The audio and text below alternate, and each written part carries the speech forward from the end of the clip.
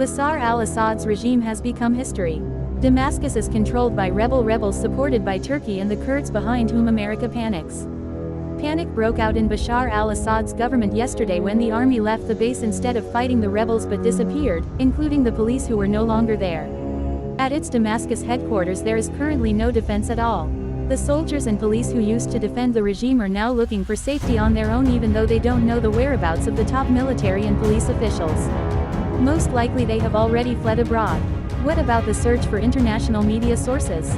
Allegedly Assad is no longer in Damascus, where his family has left Damascus first. The last plane disappeared from radar when around the city of Homs on its way from Damascus, where it is very likely that the plane was shot down because it disappeared from radar, because it is impossible to fly without using radar.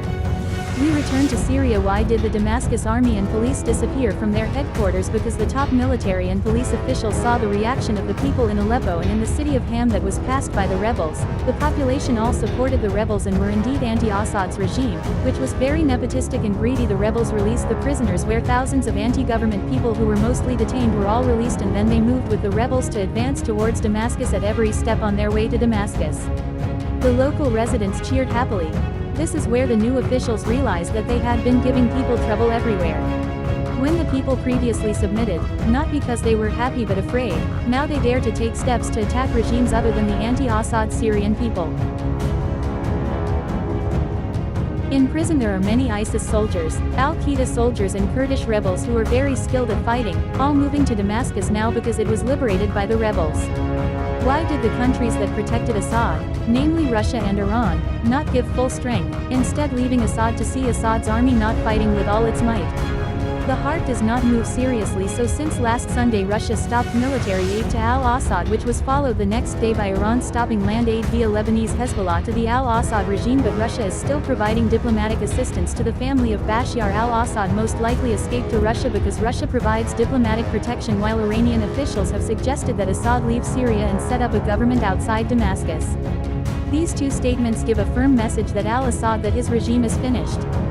Since yesterday Assad's family has disappeared from Damascus, as well as high-ranking military officials, and Syria police did learn lessons from any events in Syria. Friends, internally the Assad government runs an autocracy system, is a system of government in Syria where the highest and absolute power is held by one person or one family or one party. This is called an autocrat. Autocratic decisions are not limited by external laws, or the law must follow his wishes. The authorities definitely do not follow the mechanisms of regular or democratic control of the people. They are not democratic and change the rules according to their wishes, making freedom of business, freedom of opinion non-existent in Syria, criminalization and detention of political or business activities that are not in line with the regime. For example, Bashar al-Assad is not an option. First, from his father, Hafez al-Assad ruled for more than 30 years. His son, Basil al-Assad, the first child, apparently died in an accident where Bashar, who had wanted to be an eye doctor studying in England, had to run the government at a young age. Syria's MK changed the age rule for officials from 40 years to 34 years according to Bashar al-Assad's age when he replaced his father in 2000. Okay, don't let your thoughts wander.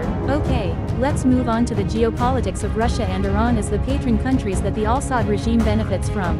By making Syria an economic proxy for Russia and Iran and selling the products of the two countries such as oil and natural gas, it also becomes a buyer of Russian weapons and other natural resources, essentially protecting countries such as China or America or Western European countries that invade when protecting a country or its high officials, as if you were given capital to borrow money and told to buy Chinese or American products, and in this case it is Russia and Iran that are appropriate. Of course they are the ones who will benefit most economically and geopolitically. Friends, I hope you understand that your thoughts will not be taken anywhere. Yes, stay focused on Damascus, don't go to Kona. Peace.